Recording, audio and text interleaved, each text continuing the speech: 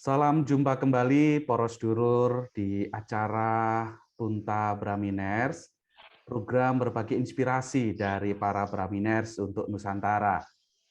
Ini adalah seri yang kelima di mana kita akan menimba inspirasi dari para anggota Brayat Minulyo.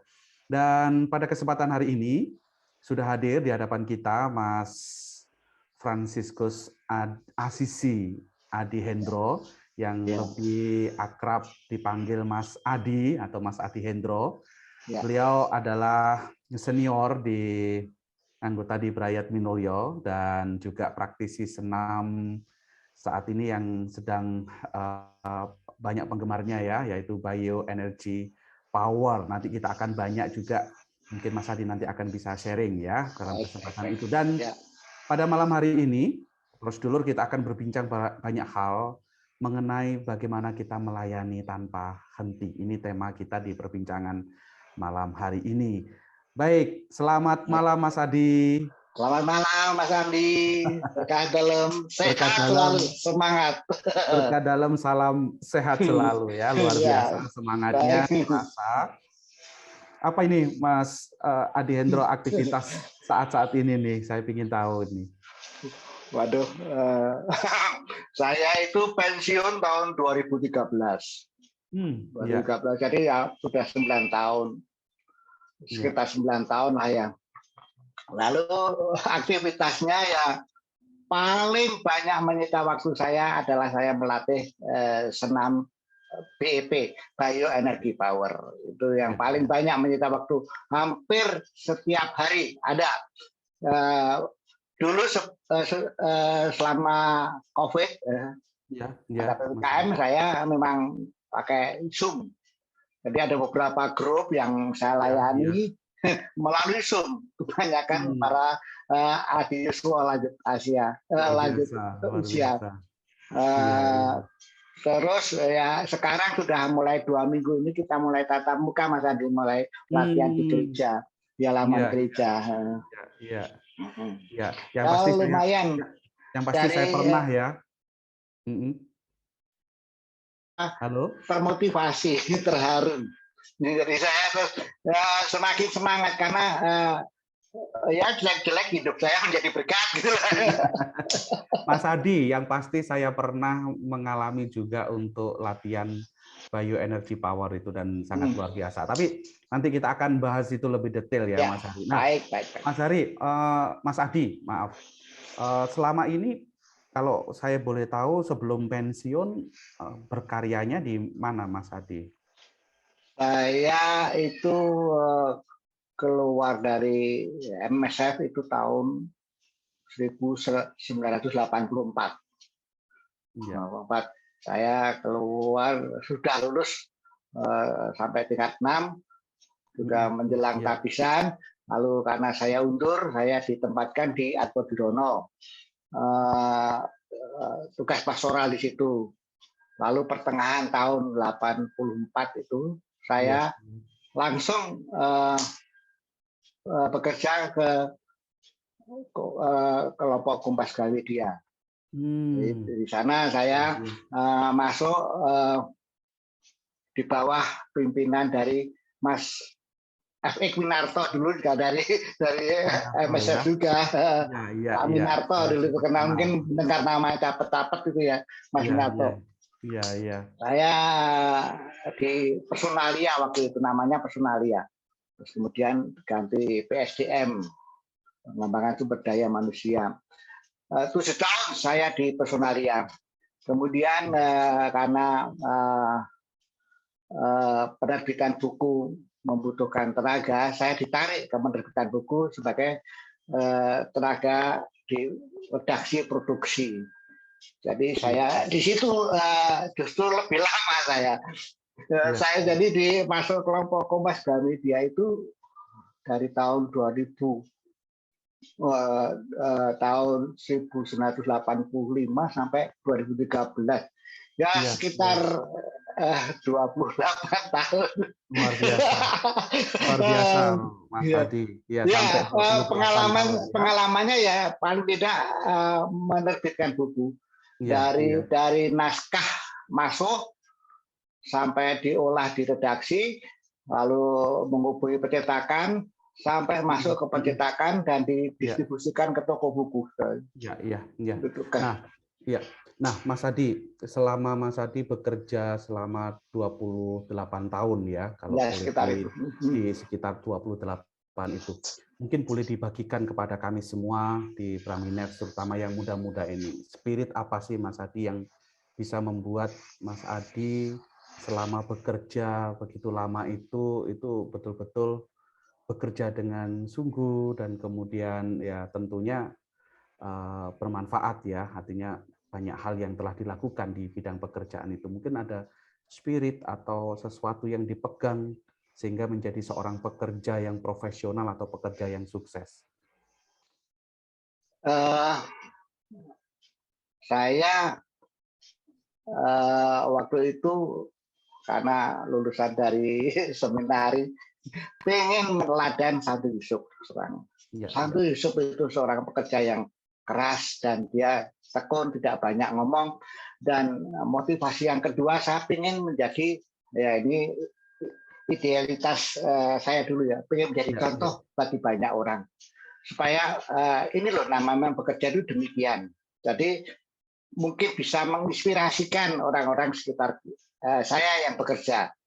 Jadi saya bekerja dengan sungguh-sungguh, fokus, dan jujur. Jadi terbuka apa adanya. Nah, itu yang saya pegang terus dalam bekerja. Sehingga tidak heran kalau saya tuh datangnya kalau paling pagi ya di kantor itu. Kadang-kadang kantor itu belum buka, malah belum buka saya sudah nunggu di depan lift karena liftnya memang belum kuncinya belum dibuka. Pulang ya rata-rata ketika masih muda saya masih agak malam loh. Kemudian ketika sudah mulai usia-usia ini saya sudah tidak kuat lah itu sampai malam. Lalu saya pulang sekitar ya pokoknya jam kerja ditambah setengah jam lagi, lalu saya pulang. Ada motivasinya. Saya dulu kebetulan dianugerahi oleh kantor itu kendaraan dan suruh milih. Saya memilih kendaraan yang gede. Itu APV ya. Tujuan saya supaya saya bisa mengangkut orang-orang yang tempat tinggalnya di daerah timur. Jadi kalau saya pulang mereka sudah nungguin, ayo Pak Adi pulang ya. Itulah makanya saya tidak kuat sampai malam. Jadi pulang semua. Jadi mereka ikut, kita ada 6 orang lah, kita itu 6 orang. Mereka terbantu itu. Luar biasa ya.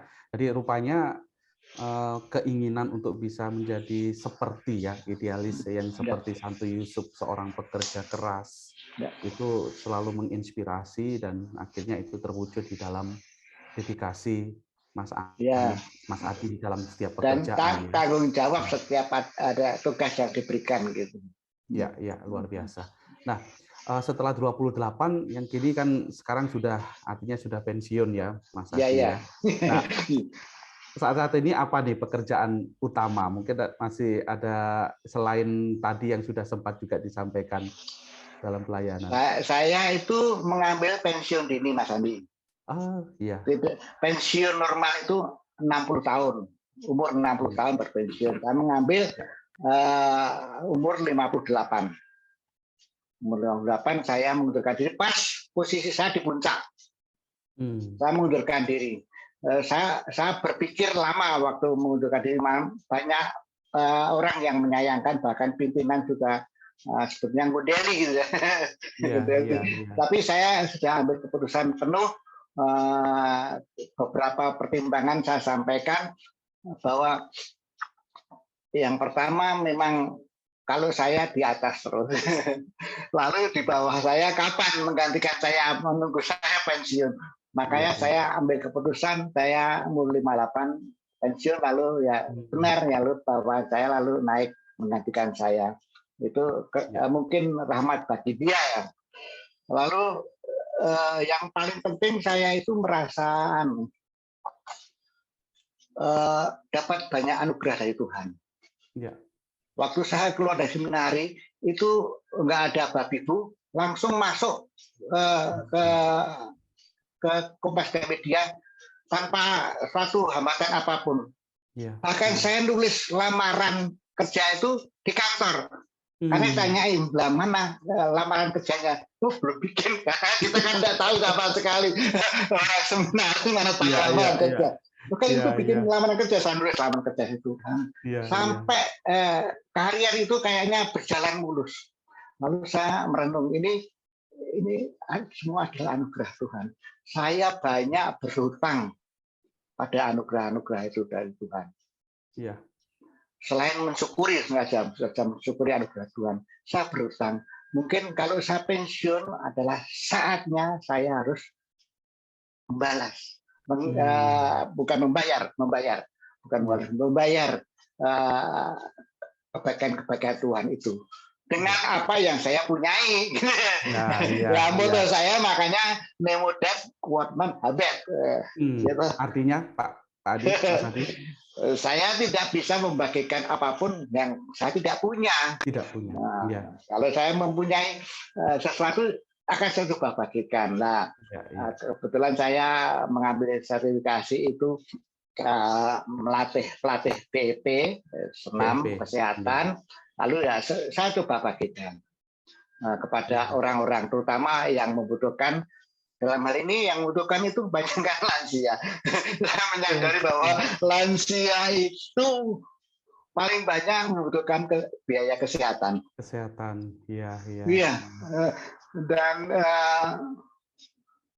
Dan mereka itu lebih senang kalau bisa ada berkumpul bersama-sama.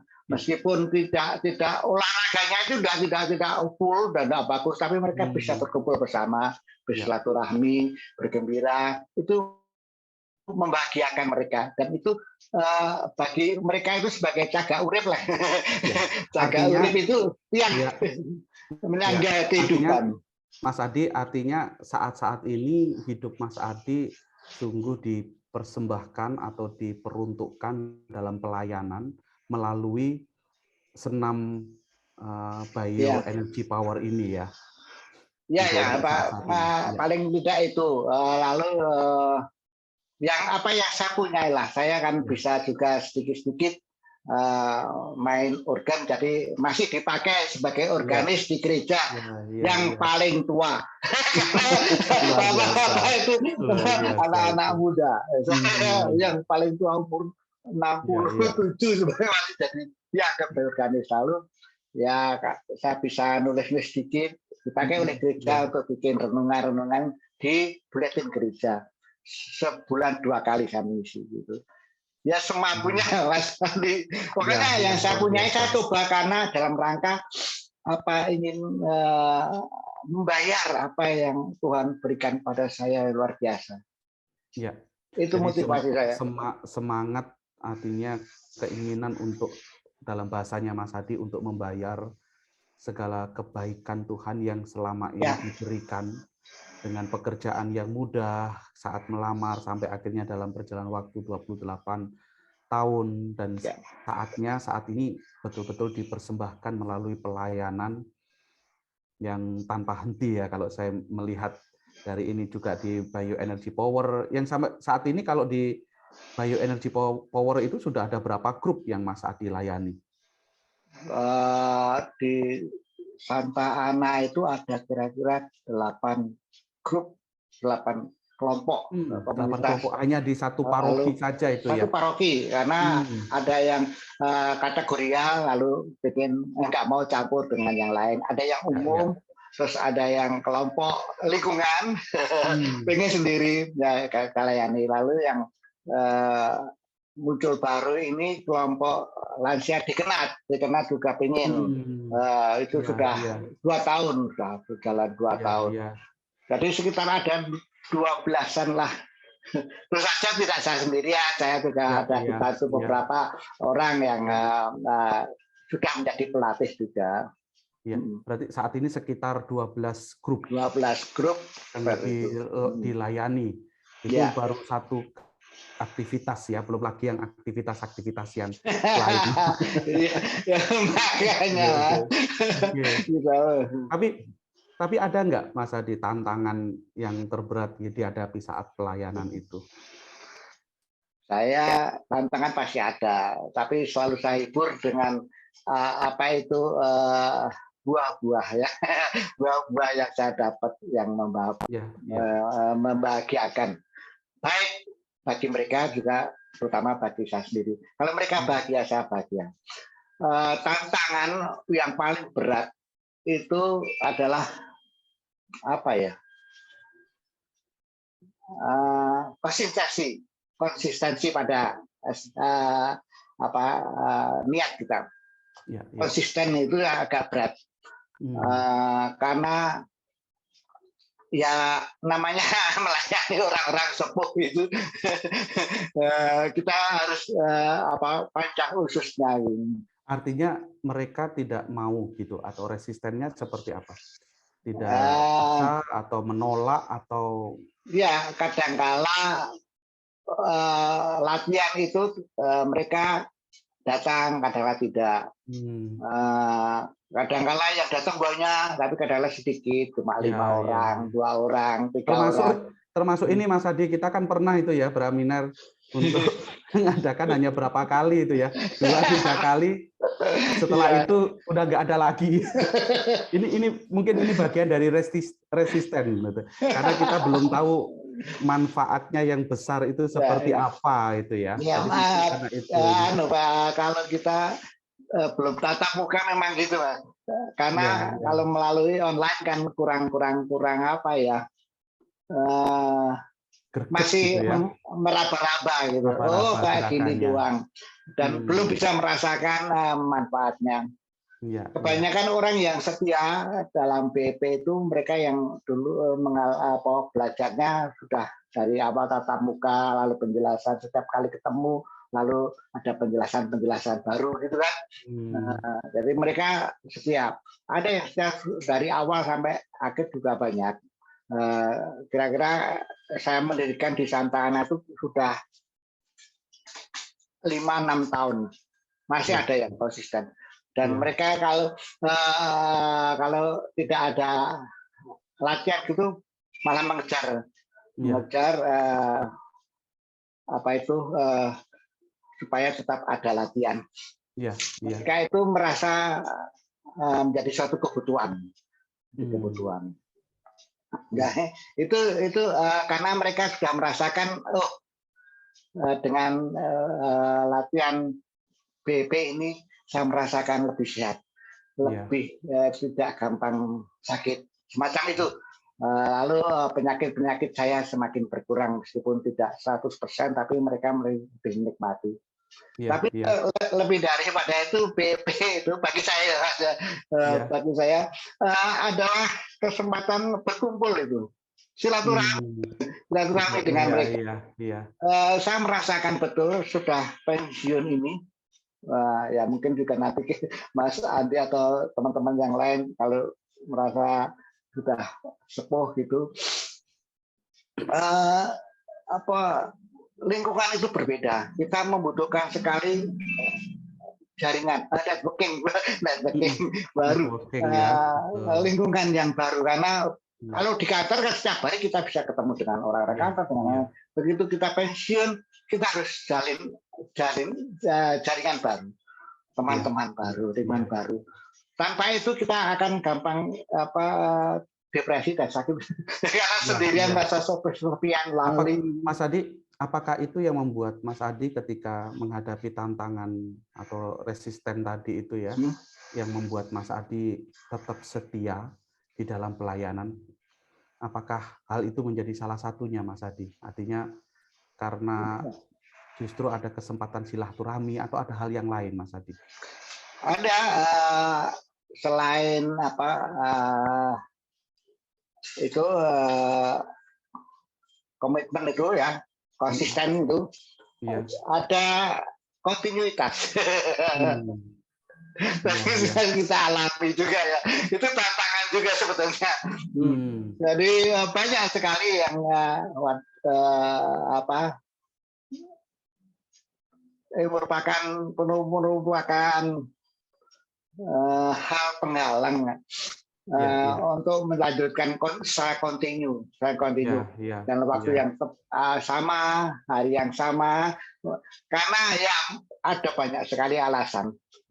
Kalau kita dengarkan ya karena demikian saya ada cucu, ada gini, tapi memang kontinuitas itu harus kita galang terus dengan waktu yang sama berjalan. Baik orangnya yang hadir itu banyak atau sedikit sama terus jalan terus itu kontinuitas. Tapi dengan banyaknya tantangan itu apa yang membuat Mas Adi tetap setia dalam pelayanan? Karena ini yang bisa saya bagikan coba ini. Ini modern Conan Habit saya bagikan dan saya merasa bahagia dengan testimoni dan kesaksian dari orang-orang yang saya layani itu merasa dia terbantu dengan olah napas BP dan ini. Jadi mereka merasa sehat, merasa terjaga. Ini banyak sekali. Bahkan pada waktu pandemi kemarin itu yang hampir tiap hari orang meminta link pada saya. Linknya dong Pak Adi, linknya. Orang sepuh. Nah, orang-orang sepuh ini saya merasa bahwa orang sepuh ini dalam segi olahraga itu kurang ya. Olahraga.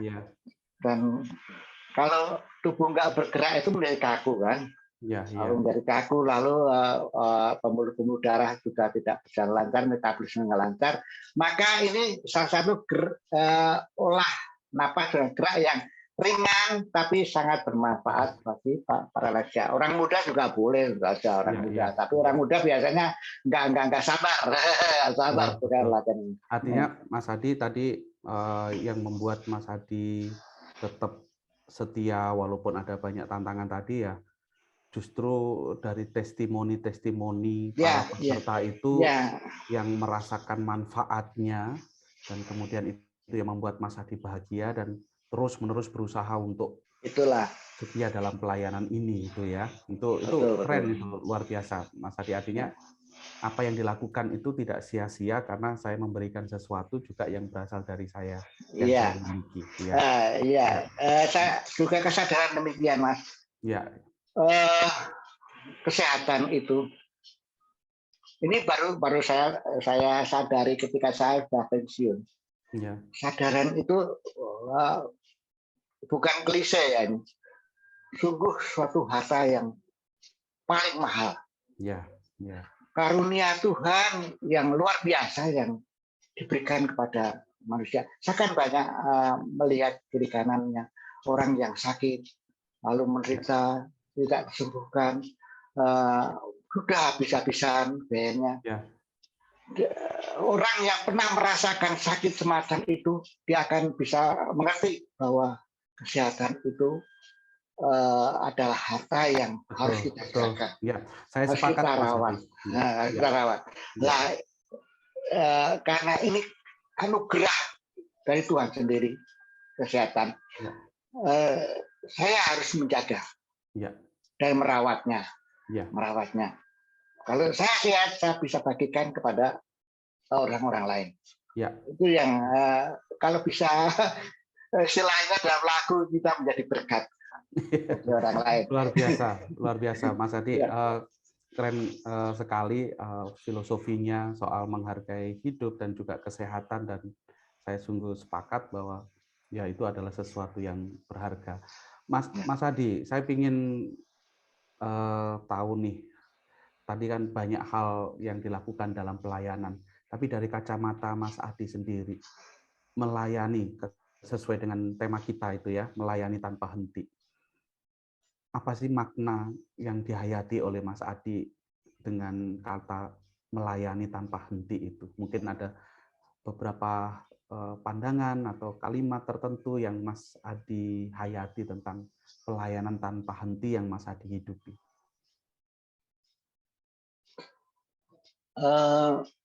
Saya dalam usaha melayani ini, saya tidak berpikir banyak. Saya mengalir aja. Mengalir karena sebagai bentuk syukur saya kepada Tuhan. Yang tadi sudah saya sebutkan di depan. Lalu terinspirasi atas hidup Yesus sendiri, Tuhan Yesus sendiri. Tuhan Yesus itu melayani tanpa berhenti sampai wafat di kayu salib. Ya. Nah, inilah yang lalu membuat inspirasi. Tapi prinsipnya saya tidak akan ngoyo, tapi mengalir aja melayani sesuai dengan kehendak Tuhan. Jadilah saya menjadi doa saya, jadilah Tuhan saya sebagai alatmu. Alatmu. Sebagaimana Tuhan telah melayani sampai akhir hidupnya. Nah, tidak berhenti gitu loh. Nah, usahanya memang gitu. Ideal. Tapi saya nggak begitu mulu-mulu. Iya. Semampunya. Tertarik Mas Adi dalam istilah tidak ngoyo, semampunya, tetapi ya memberikan segala sesuatu yang dipunyai, dan Yesus itu menjadi patron ya, menjadi sesuatu yang dilihat untuk bisa dihayati. Apakah pemahaman-pemahaman seperti ini ada hubungannya dengan Mas Adi yang pernah di seminari, atau kalau saya boleh bertanya, mungkin ada pengalaman atau pembelajaran di seminari yang selama ini, yang kemarin dihayati, yang mengesan dan yang berguna, dan atau boleh dikatakan berdampak gitu ya dalam hidup saat ini. Apakah prinsip-prinsip itu juga hasil dari dampak itu, Mas Adi? Saya pada waktu di seminari kurang menggali itu. Ibaratnya kalau orang di tengah hutan kan nggak bisa melihat hutan, yang dilihat hanya pohon-pohon. Ya. Kalau di atas gunung, kita nggak pernah melihat gunung.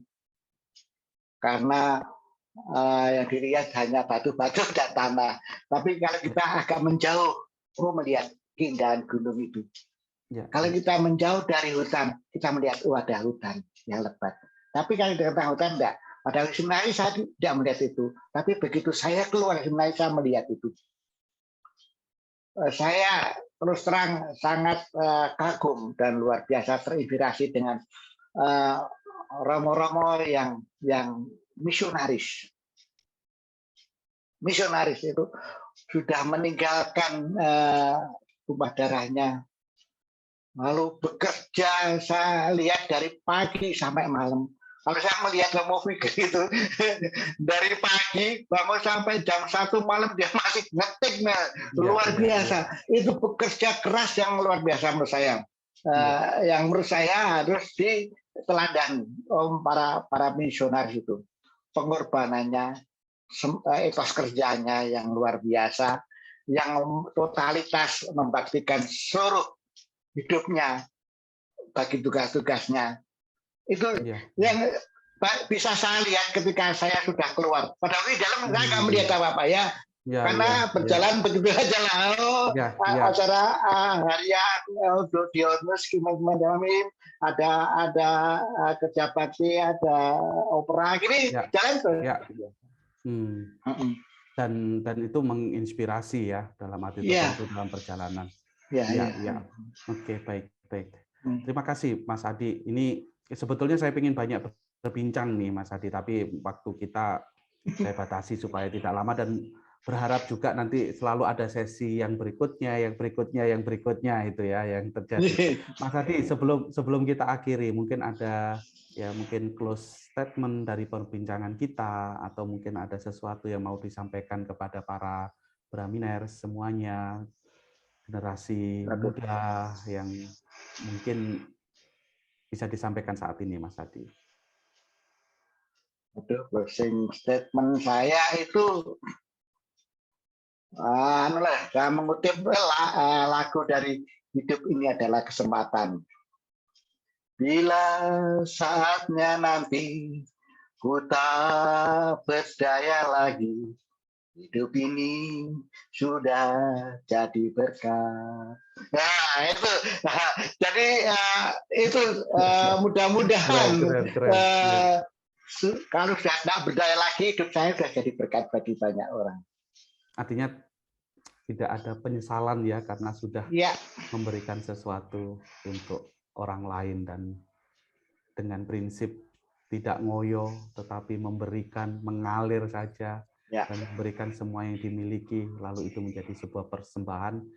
Dalam bahasa tadi Mas Adi mengatakan membayar segala kebaikan yang sudah Tuhan berikan selama ini.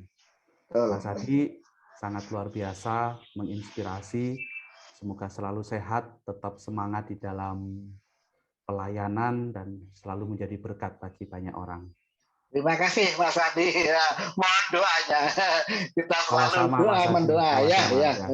Baik, poros dulur semuanya, terima kasih untuk waktu Anda menyimak perbincangan saya dengan Mas Adi Hendro, dan saya Andi Iwan Iswanto, dan Mas Adi Hendro. Mohon pamit, semoga perbincangan kita malam hari ini dapat menjadi berkat buat kita semuanya. Salam sehat untuk kita semuanya. Salam sehat, berkah dalam. Berkah dalam. Ya.